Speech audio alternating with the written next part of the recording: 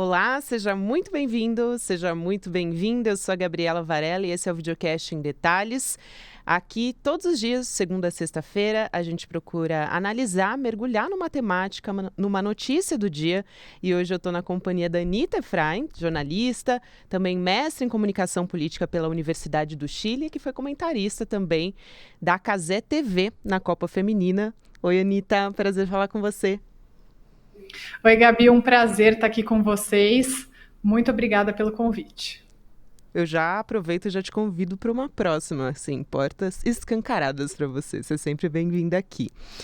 Ni, é o seguinte, o presidente Lula, ele sabia que ele ia ter que fazer algum tipo de concessão em algum momento para o Centrão. Esse é o cenário que a gente tem nesse momento no governo federal. Se não fosse a Ana Moser, se não fosse o Ministério do Esporte, a gente ia ter outra pessoa. Mas por que o Ministério do Esporte e por que mais uma mulher saindo do governo Lula? Bom, o presidente Lula elegeu no sentido de ele ter feito essas escolhas para alguns ministérios do ponto de vista mais técnico, como, por exemplo, o Ministério do Esporte, em que ele escolheu a Ana Moser, que é uma atleta de carreira, né? Hoje em dia, claro, já aposentada, mas muito conhecida pela atuação na seleção feminina de vôlei, uma atleta que sempre foi muito vocal no sentido da democracia. A gente tem um racha bem conhecido, né, de representantes do vôlei, não só no feminino, também no masculino, entre esses dois polos da política do nosso país. E a Ana Moser sempre esteve desse lado mais progressista, digamos assim, e sempre lutou por essa pauta do esporte como uma ferramenta social, como uma política social para o país. E ela não é política, né? Ela é uma ex-atleta. Então, por que a Ana Moser? Basicamente porque a corda sempre estoura para o lado mais fraco. Por ser mulher, por não ser política, por não ter padrinhos políticos fortes e também porque o Ministério do Esporte é considerado menos estratégico para o governo. A gente viu o Centrão pressionando, por exemplo, pelo Ministério do Desenvolvimento Social, que é óbvio que o presidente Lula não quer abrir mão de jeito nenhum. Então, ele está tentando fortalecer o Ministério do Esporte, acho que a gente ainda vai chegar lá, né? Porque não é somente tirar a Ana Moser, é também fazer crescer a importância do Ministério do Esporte para deixar o Centrão mais satisfeito. E se não fosse a Ana Moser, né, Gabi, talvez seria o quê? Outra mulher, porque a Ou Luciana Nízia Santos também Trindade, está por com o cargo. exemplo, né? Que era, A Anísia inclusive, uma Trindade, que o das Lula bancou apostas, sim. muito. Mas a Luciana Santos também é uma que pode acabar perdendo o cargo, né? A ministra de Ciência e Tecnologia. Acho que a gente ainda vai chegar lá, mas você vê que as mulheres realmente estão desprestigiadas no governo Lula, não só no ministério, mas também tem toda essa questão do Supremo Tribunal Federal, mas acho que aí já é um outro podcast, né? Pois é. E você acha que faltou mais pressão, talvez, do pessoal da área dos esportes mesmo? A gente teve, por exemplo, o COB, né, a Comissão de Atletas do Comitê Olímpico do Brasil, atletas pelo Brasil também se manifestando a respeito disso. Inclusive, daqui a pouco eu vou falar especificamente sobre a manifestação que eles fizeram. Mas você acha que faltou mais pressão para que a Ana Moser pudesse permanecer no cargo? Ou não tinha o que ser Não acho. feito?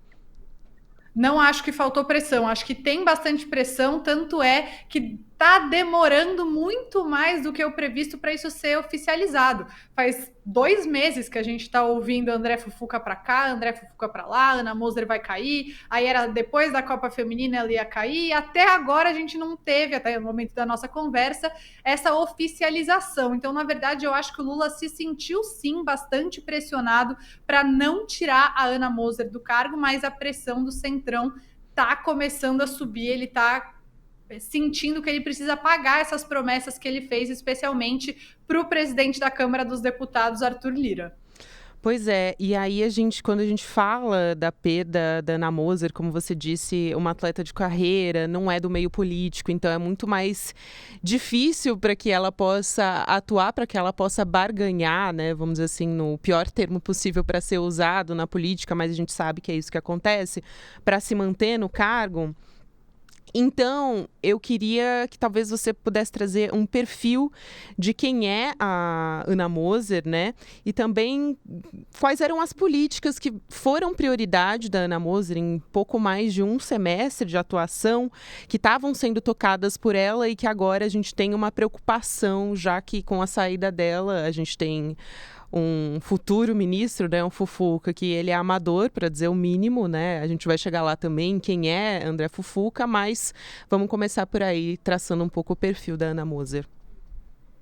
Eu vou te pedir licença, Gabi, para dar um passo atrás para entender onde estava o esporte no governo de Jair Bolsonaro. Por Então, favor. quando o ex-presidente aprovou o projeto da lei orçamentária de 2023, estava previsto um corte de 108 milhões de reais na área esportiva, uma redução de 36% em comparação com 2022, né, o último ano do governo Bolsonaro.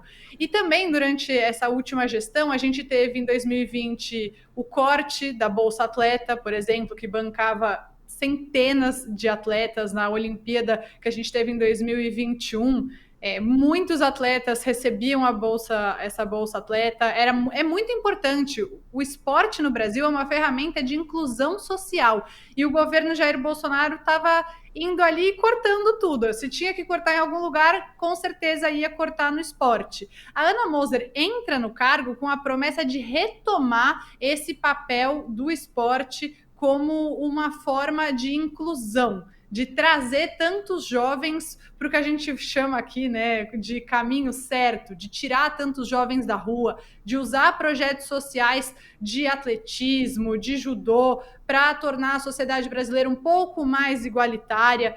Essa era a promessa do Lula quando ele indica a Ana Moser.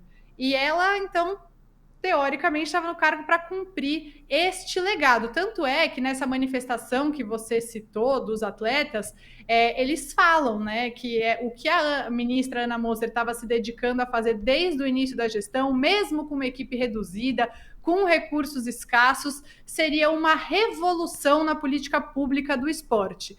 E dá para dizer que o que ela mais queria no momento era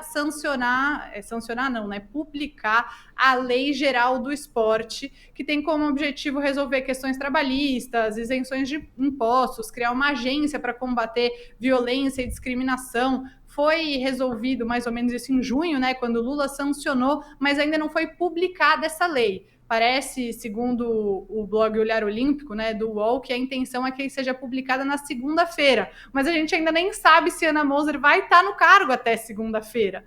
Então, é um legado de reorganização do esporte enquanto política pública, se eu pudesse resumir.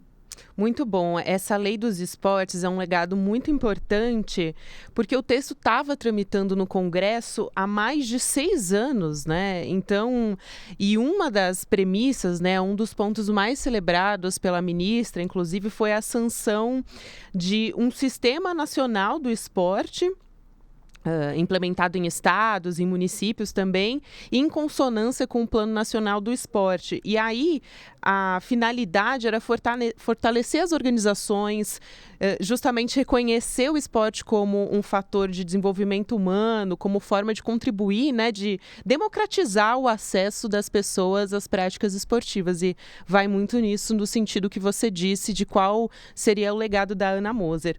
Aí a gente entra nessa manifestação, né, nesse desagravo que o COB, que também Atletas pelo Brasil emitiram a ministra do Esporte, e tem um trecho que diz o seguinte, né? O esporte não é uma moeda de troca, e eles disseram também que eles se sentem envergonhados e desprestigiados vendo que o esporte no Brasil continua sendo encarado como algo menor. Você acha também, Anitta, que a pasta é enxergada, que o esporte é enxergado assim no Brasil, é como algo menor mesmo? Eu não tenho a menor dúvida, e a gente começa vendo isso da população, que diz muitas vezes que esporte e política não se misturam, o que é uma grande bobagem. É lógico que esporte e política se misturam sim, e muito. E vale dizer que o Brasil vive, nesse momento, uma crise muito séria de cooptação de jovens por grupos radicalizados. E um grande motivo para isso acontecer é o desamparo, o desalento de jovens que vão para a escola, mas depois não tem o que fazer, passam muito tempo na internet, sentem que estão imersos numa solidão, que ninguém entende eles. E uma forma de tirar os jovens dessa situação tão grande de desamparo é o esporte.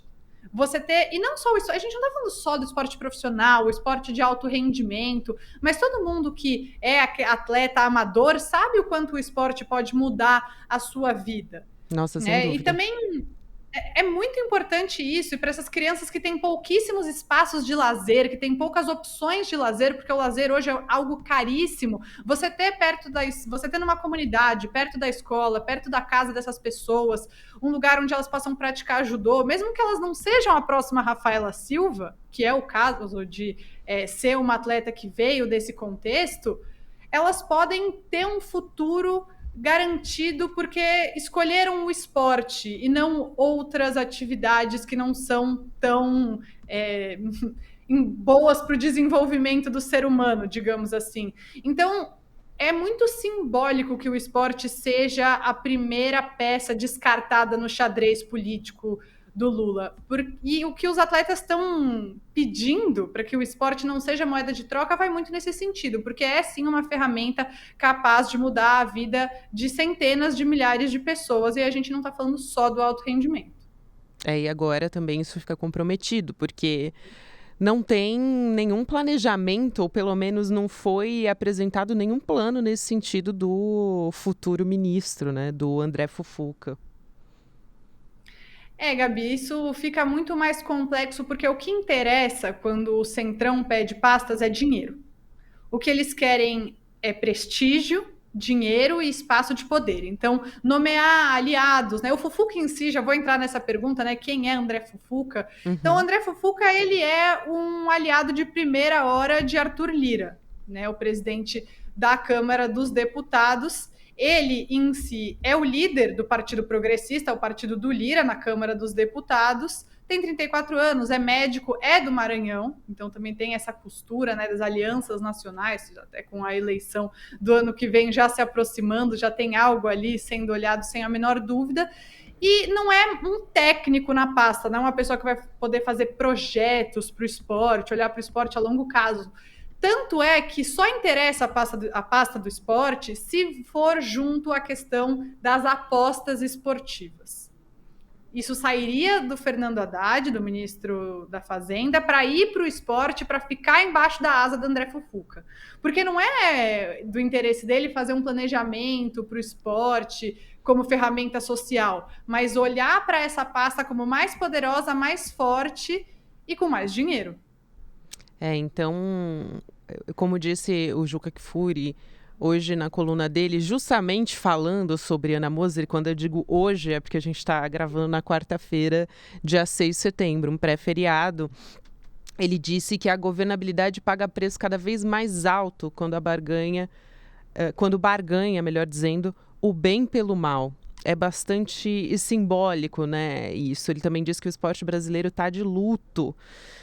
É bastante difícil, é uma fase bastante difícil. A ideia de Lula era entregar a cabeça de Ana Moser, vamos dizer assim, para o PP com Fufuca, por conta desses 12 a 15 bilhões, porque ainda nem se sabe quanto que vai ser arrecadado, né, com a tributação dos sites de apostas, mas o Arthur Lira, agora ele quer mais secretarias. Esse é um bastidor que saiu até recentemente, porque além dessa secretaria de apostas que receberia esse valor que a gente ainda não sabe que vai ser arrecadado com essa tributação, ainda Arthur Lira quer impulsionar uma secretaria de ações sociais e outra para o empreendedorismo esportivo. Ou seja, a ideia basicamente é que os parlamentares do Centrão tenham acesso a mais verbas de orçamento para os seus redutos eleitorais, né?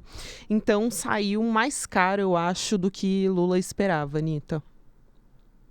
Talvez o presidencialismo de coalizão, que é o que a gente vive no Brasil, ele é muito complexo porque ele é extremamente fisiológico. Então, tudo que é ideológico, e aí cada um vai dizer o que é ideológico para o bem e para o mal, fica de lado.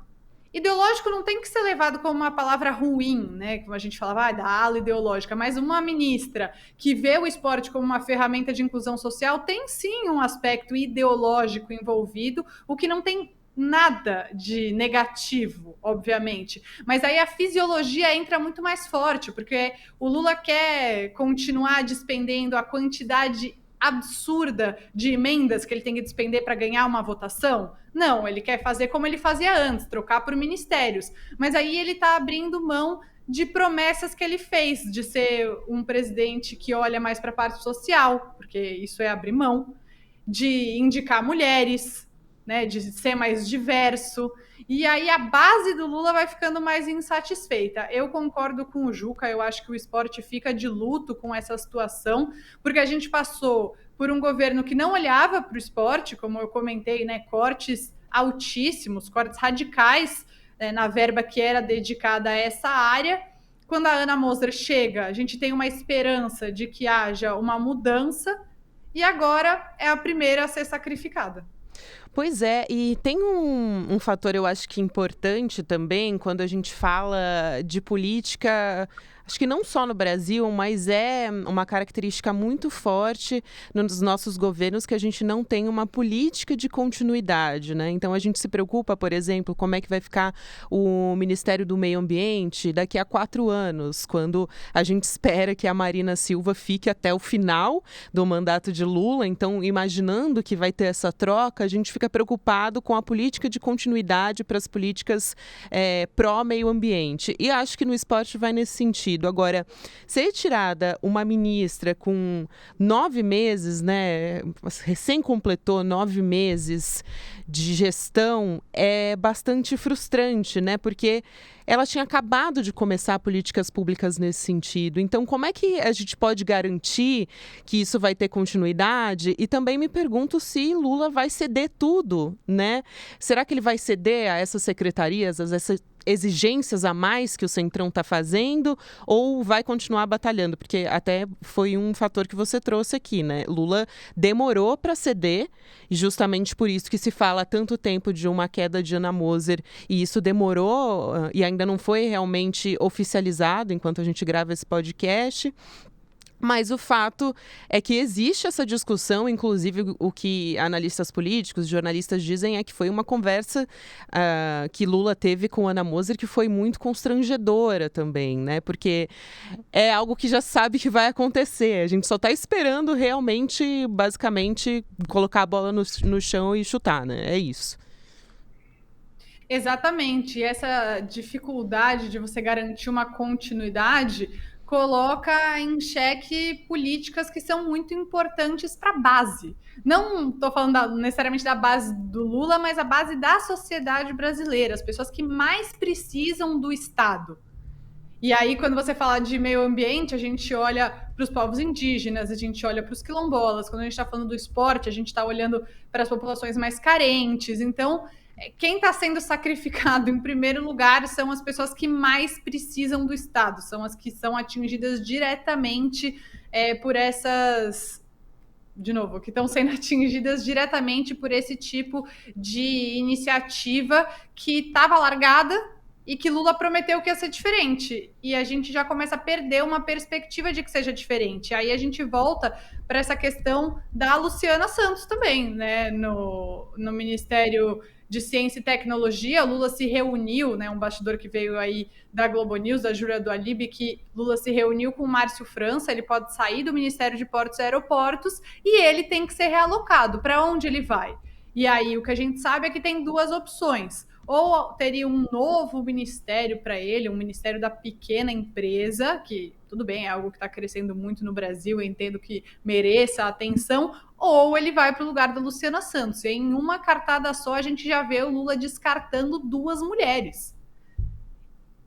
Então não é só a terceira, que você está descontinuando, né? Inclusive, porque antes teve a Daniela Carneiro também. É verdade, acho que aí é um tema um pouquinho menos ideológico, digamos assim, né, que agradava menos a base que votou no Lula efetivamente. Até porque era um nome do Centrão, mas não deixa de ser mais uma mulher, né? Isso pesa também. Pesa, até porque o Juscelino Filho continua no cargo, né? Há 2 dias você estava falando disso aqui no podcast. Por que que aí não estourou? Era um caso muito mais grave do que tudo isso que a gente está falando. E ele foi mantido no cargo. Então a gente não pode tirar esse elemento. Ele é muito importante, mas é muito constrangedor que o Lula tenha tido um apoio tão amplo dos setores progressistas da sociedade brasileira e a gente esteja vendo que as primeiras cabeças a rolar são de mulheres, uma negligência na hora de olhar para o tema racial e de gênero para indicar para o STF e sempre colocando homens brancos no poder. Exato, e também é interessante que, de certa forma, o roteiro para demitir Ana Moser está sendo um pouco na mesma linha que o da Daniela Carneiro, né? Aquela coisa, se reuniu antes, uma saída honrosa, né? Como se fosse menos grave demitir não, né? Exonerar ou retirar o ministro do cargo, ou a ministra, no caso que a gente está falando, dessa forma, mas demorou porque não ajustou também todas as linhas finas, as letras pequenas com o Centrão, que é justamente a negociação dessas secretarias e de mais dinheiro para regar aí o Centrão. E agora o que se diz é que Silvio Costa Filho deve entrar, como você disse, em portos, aeroportos, só que o problema é que Márcio França tem resistido, né? O PSB também, diferente da Ana Moser, ele sim é um político que tem muita experiência em articulação, então ele consegue talvez se manter mais tempo no cargo e não quer ir para uma secretaria ou para um ministério que seja menos prestigiado do que a posição que ele ocupa hoje, né, Anitta? Então, o Márcio França e o PSB estão com o Lula desde o começo. Então, eles não vão arredar o pé tão fácil assim para o Lula poder acomodar os aliados de Arthur Lira. Então, ele vai resistir. Se tiver que criar outro ministério, ele vai aceitar que seja outro ministério. O que ele não vai aceitar de jeito nenhum é ficar de fora do governo, mesmo que o PSB hoje não tenha tanto peso, apesar de ser o partido do vice-presidente. Ao passo que a Luciana, que é do PCdoB, dificilmente vai conseguir resistir da mesma forma que o Márcio França. Anitta, e para fechar a nossa conversa, eu quero entender como que o Ministério do Esporte passou a ser cobiçado, né, depois que ele foi turbinado por essa proposta de taxação das apostas esportivas. Bom, todo mundo deve conhecer alguém que faz apostas esportivas, né? As famosas bets. As pessoas falam, vou fazer uma bet nesse jogo, vou fazer uma fezinha nesse jogo. O que acontece é que não tem uma regulamentação hoje no Brasil dessas casas de aposta. Muitas delas não têm endereço fiscal no Brasil, elas ficam em paraísos fiscais, então elas não pagam imposto no Brasil. E está naquele limbo, né? O governo Michel Temer disse que elas deveriam ser regularizadas em 2 anos, chegou o governo Jair Bolsonaro, deu os 2 anos, nada nunca foi regulamentado, e assim elas vão indo, mas elas não têm essa regulamentação no Brasil, não tem uma definição de como elas devem operar no Brasil, quanto imposto elas têm que pagar, mas a previsão é de que, se isso for regulamentado, entre no Brasil uma quantidade absurda de dinheiro, porque é 12 muito a 15 disseminado. bilhões, né? É o que a gente tem projetado. Exato, 12 a 15 bilhões de reais é muito dinheiro. E aí torna o Ministério do Esporte já uma pasta em outro patamar, né, com um orçamento muito maior. E além disso, não é só pela questão da tributação que essa regulamentação é muito importante, mas também para proteger o consumidor. Hoje, por exemplo, Gabi, a gente não tem nenhuma regra em relação aos comerciais de casa de aposta. Sabe que nem bebida alcoólica, que você não pode passar em tal hora, que não pode ter menor de idade. Hoje não tem essa regulamentação em relação às casas de aposta. Isso precisa ser melhorado também para proteger o consumidor. Jogos de azar, jogos de aposta, né? Esses jogos de azar, eles têm um potencial muito negativo para a saúde pública da população e não tem alguns deles sequer um atendimento no Brasil, né? Não tem uma estrutura no Brasil que proteja esse lado do consumidor. Então, tem a questão da tributação, tem a questão do consumidor e da saúde pública, que também é afetada por jogos de aposta. Então, tudo isso leva a uma urgência da regulamentação desse tipo de negócio no Brasil, mas que automaticamente faz com que o Centrão cresça aos olhos ao mirar o Ministério do Esporte. Muito bom. E tem a questão de que tem essas empresas, né, de comércio online que fazem vendas comuns, né, se passar por remessa, pessoa a pessoa, como forma de não pagar os impostos também. Então, é uma maneira, além de regular esse setor, né, de também que passem a ser taxados de fato, né? Enfim, essas E um empresas outro estrangeiras e brasileiras aí, que tem uma concorrência envolvida também, né? Sim, um outro aspecto importante que eu deixei de falar obviamente, o esportivo. A gente viu assim dezenas de jogadores no Brasil sendo suspensos, pegando muitos dias, anos de gancho por terem se envolvido com manipulação de apostas. Então, a regulamentação também tem que abarcar esse tipo de possibilidade, né? A regulamentação é importante também para proteger o esporte e o entretenimento das pessoas. Para que os jogos não sejam decididos por quem você apostou que vai, qual jogador vai fazer gol ou não vai fazer gol, né, basicamente. Dá para explicar um pouquinho, um pouco desses casos, né? Foi um caso de corrupção, acusações de corrupção que estourou há poucos meses também. Houve reportagem no Fantástico, enfim.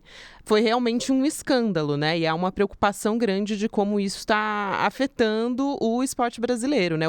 O futebol brasileiro, melhor dizendo. Sim, quem está assistindo a gente deve estar vendo que atrás de mim tem aqui uns símbolos do Santos, que eu sou santista, e eu acho que o Santos foi talvez o maior time que teve um atleta envolvido nesse caso, na Operação Penalidade Máxima, que investigou, ainda investiga, casos de atletas que aceitaram suborno para forçarem cartões, eram cartões amarelos e vermelhos, para apostas casadas. Então, como que funciona? Quando você entra nessas casas esportivas, nessas casas de aposta, você não aposta só no resultado, em quem vai marcar gol. Você pode apostar em tudo. Quantos escanteios vai ter no jogo, lateral, cartão amarelo. Então, os mais comuns são os de cartão. Basicamente, as apostas casadas eu aposto que no jogo da Anitta, a Anitta vai tomar cartão amarelo e no jogo da Gabriela, a Gabriela vai tomar o cartão amarelo. Aí, os apostadores que querem ganhar dinheiro em cima disso combinam com a Anitta e com a Gabriela. Ó, eu te pago tanto, 50 mil reais, para você tomar um cartão amarelo. Você topa? Esses jogadores que foram investigados e já julgados, eles dizem, eu topo. Só que isso é contra a lei esportiva. Inclusive, é um muitas absurdo. vezes por valores irrisórios, né, em comparação com o salário do jogador, assim, se vendiam a preço de banana, assim, era isso, Sim. né? É muito mais. Isso já tinha acontecido algumas vezes em divisões inferiores, então, segunda divisão do Campeonato Carioca. Isso acontecia e muito mais difícil de descobrir, mas chegou na elite do futebol brasileiro. E não só do futebol brasileiro, porque a gente tem também uma investigação envolvendo o meia Lucas Paquetá, que joga na Inglaterra, é atleta da seleção brasileira e foi cortado da seleção por estar envolvido numa investigação dessas mesmas apostas casadas. Então, é algo que está escalando muito. Sem a regulamentação, a tendência é que isso siga acontecendo. É isso. Anita Efraim, que é jornalista, que é mestre em comunicação política pela Universidade de Chile, que foi comentarista da Copa Feminina pela Casa TV. Eu amei que no início da sua fala você disse, eu não sei se vocês perceberam, mas eu sou santista. Quem conhece a Anitta, obviamente, sabe que faz parte dela, né? Assim, é você e o Santos, assim, desde o primeiro segundo de vida, essa é a Anita Efraim. Anitta, eu amei Eu falar tô com sorrindo, você. mas eu devia estar chorando, né? Com você falando isso, que a situação do meu time está um pouco precária. É E isso. também sempre perguntam, então aqui no meu cenário tem os símbolos do Santos e também as minhas medalhas, porque eu também sou atleta amadora de corrida, então estou familiarizada com o tema esporte, além de trabalhar com isso, também pratico. Exato, a Anitta conhece muito e que também pratica no dia a dia, né? A Anitta, enfim, eu recomendo que vocês acompanhem ela nas redes, que também é minha amiga. Foi um prazer, assim, Eu tô muito feliz de ter você aqui junto comigo. A próxima vai ter que ser pessoalmente, tá? Para quem nos assiste pelas câmeras, então a gente fica combinado que a próxima você vem aqui nos estúdios, que aí a gente pode dar um abraço também, além de conversar. Um beijo. Sem a menor dúvida, Gabi. Obrigada pelo convite. Espero ter esclarecido essas questões envolvendo o melhor ou o pior dos dois mundos, da política e do esporte. É isso, esclarecer, né? Apesar... A gente tem aí tempos, olha, difíceis para a política do governo Lula, e tá entre a cruz e a espada, mas a gente precisa também, nosso papel aqui, fazer pressão também para que as coisas melhorem. Não pode ceder tudo também. É isso, gente. O podcast, o videocast em detalhes, fica por aqui. O próximo episódio vai ao ar às 10h30 da manhã, ao vivo no YouTube, por onde você acompanha toda a programação do ICL Notícias. Também sempre lembro que você tem que ativar o sininho e dar o seu like para fortalecer o Em Detalhes. Você também pode acompanhar o Em Detalhes, eu recomendo fortemente que você faça isso nas plataformas de áudio, porque o programa é mais elaborado, o episódio em vídeo você pode acompanhar no YouTube e nas plataformas de áudio, no Spotify você pode dar 5 estrelas, na Deezer você pode favoritar, também deixar o seu comentário nas plataformas de áudio, eu estou sempre de olho.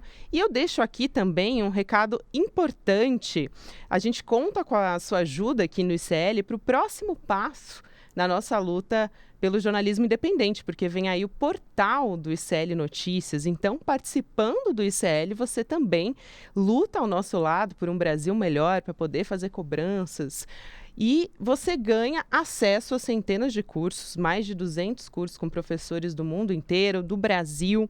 E nessa semana de independência, a gente está com vários bônus especiais para quem se inscrever. Só quem fizer...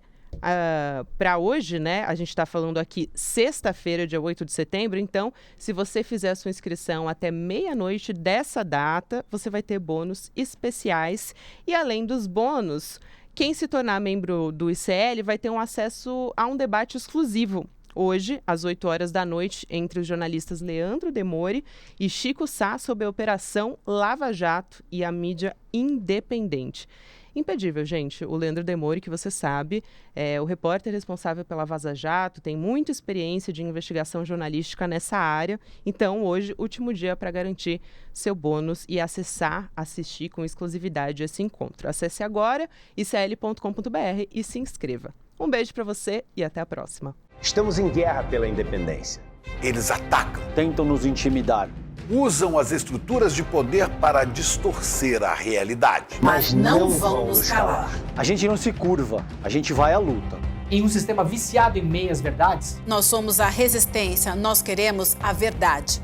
Por isso, levantamos a bandeira da independência. Independência para fazer um jornalismo corajoso, para colocar o dedo na ferida, para denunciar os abusos e as injustiças. Somos independentes dos donos do capital, dos poderosos e das grandes corporações. Aqui é publicidade zero. Só assim honraremos o nosso compromisso com a denúncia. Com a liberdade total de opinião. Essa guerra não é fácil, é cruel, mas com seu apoio e luta, seremos cada vez mais fortes. Junte-se à nossa causa. Junte-se à nossa causa. Junte-se à nossa causa. Fortaleça o jornalismo verdadeiramente independente. Sendo membro do ICL.